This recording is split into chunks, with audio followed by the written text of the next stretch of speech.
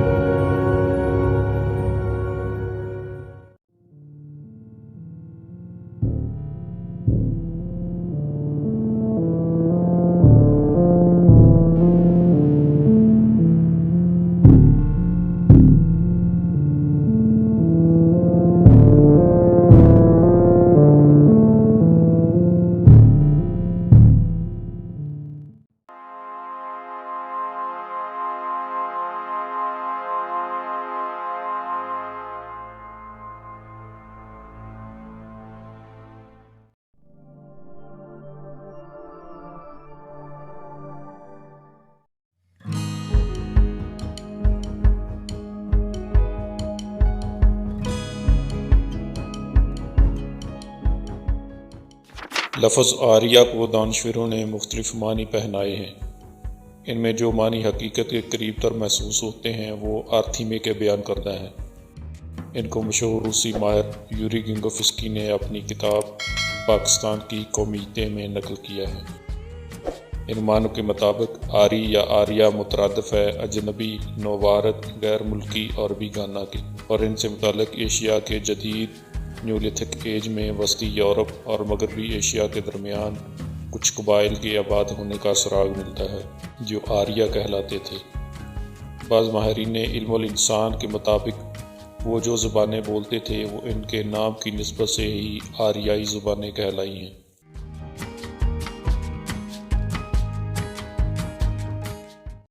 بعض ماہرین کے نزدیک آریائی قبائل کا اصل وطن خوارزم تھا، جسے اب ازبکستان کہتے ہیں۔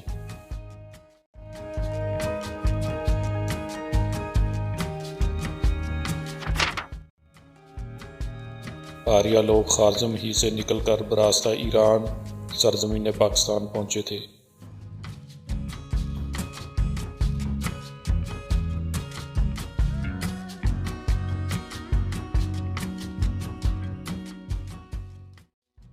بہرحال ان لوگوں نے اپنے وطن سے جو ایک سرد خطہ ہے تقریباً 2400 قبل مسیح میں نقل مکانی یا ہجرت کا آغاز کیا۔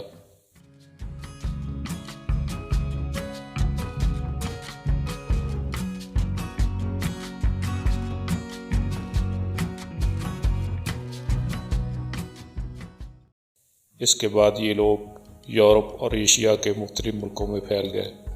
یورپ میں انہوں نے وسطی اور جنوبی یورپ کے قدیم باشندوں کو جو آئیبیرین کہلاتے تھے ان کے وطن سے نکال باہر کیا۔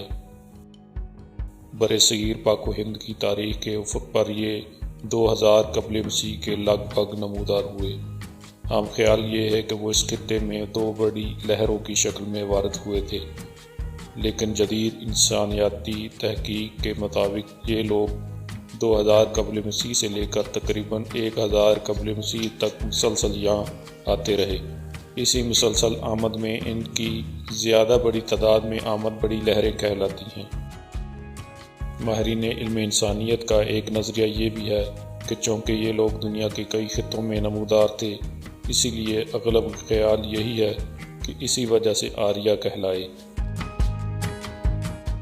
مشہور مورخ ڈی ڈی کوسامبی نے یہ نتیجہ نکالا ہے کہ بنیادی طور پر یہ آریہ سے مراد ایک نیا طرز زندگی اور طرز گفتگو ہے۔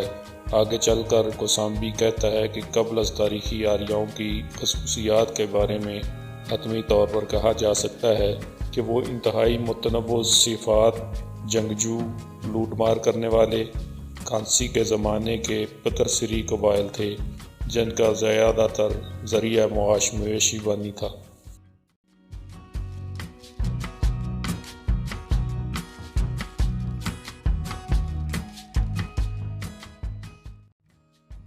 یہ گھوڑ سوار لوگ تھے، لاشوں کو جلاتے تھے، ان کے لیے آگ مقدس تھی، ایران کے مجوسی آگ کو سب سے بڑا دیوتا مان کر پوجتے تھے۔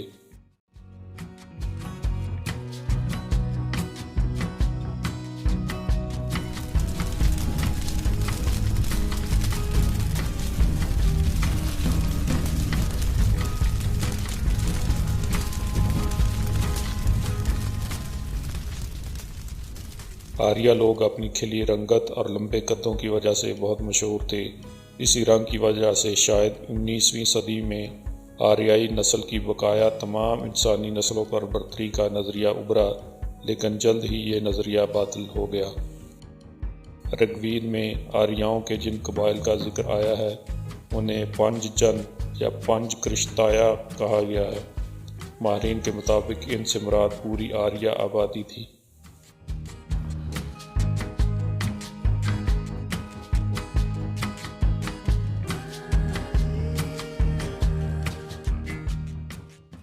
بعد ازاں جب یہ لوگ مختلف ملکوں میں آباد ہو گئے تو ان کے قبائل کی تعداد میں اضافہ ہوتا چلا گیا۔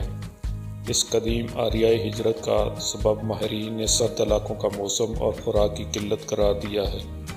انہی وجوہات کی بنا پر آریہ لوگ اپنے وطن سے متحرک گروہوں کی شکل میں مشرق و مغرب میں پھیل گئے۔ جو آریائی قبائل روسی علاقوں اور ان سے پرے کے علاقوں میں پھیلے، ان کا امتیازی نشان جنگی کلہاڑا تھا۔ یہ لوگ وادی ڈینیوب اور بقایا یورپ، ہنگری، پولینڈ اور جرمنی کی سرزمین میں داخل ہو کر پھیلتے چلے گئے۔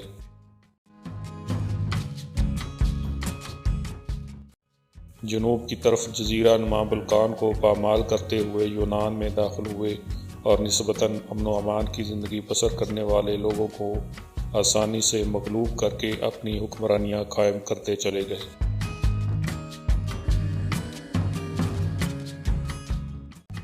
یورپ میں ان کی آمد اور تسلط سے یونانی، لاطینی اور قدیم جرمن زبانوں کو فروغ ملا۔ یہ سب زبانیں ایک ہی ماخذ سے نکلی تھیں۔ موجودہ یورپی زبانیں انہی قدیم زبانوں سے نکلی ہیں۔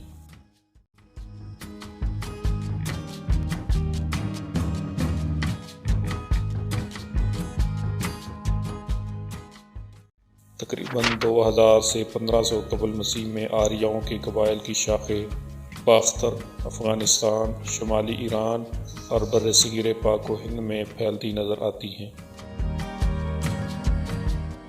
کوہستان کوپتا کے دامن میں زراعت کاروں کی ایک متمدن بستی کے کھنڈرات ملے ہیں۔ اس بستی کے آباد ہونے کی تاریخ کا اندازہ 2000 قبل از مسیح بتایا گیا ہے۔ اس بستی کے آباد کاروں کی ماہیت کا کوئی اندازہ نہیں لگایا جا سکا، لیکن 1500 قبل مسیح کے قریب یہ بستی اچانک تباہ ہو گئی۔ اس کی تباہی سے ضرور اندازہ ہوتا ہے کہ آریہ قبائل کی کسی لہر نے اسے تباہ کیا ہوگا۔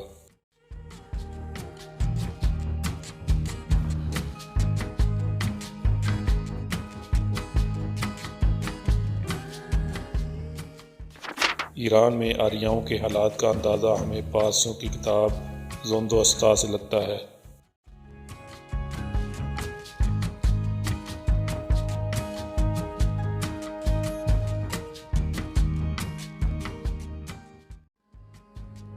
لیکن اس کتاب کا مکمل نسخہ 331 قبل مسیح میں ایران کے آریہ بادشاہوں کے محلوں کے ساتھ اسکندر اعظم نے نظر آتش کر دیا تھا۔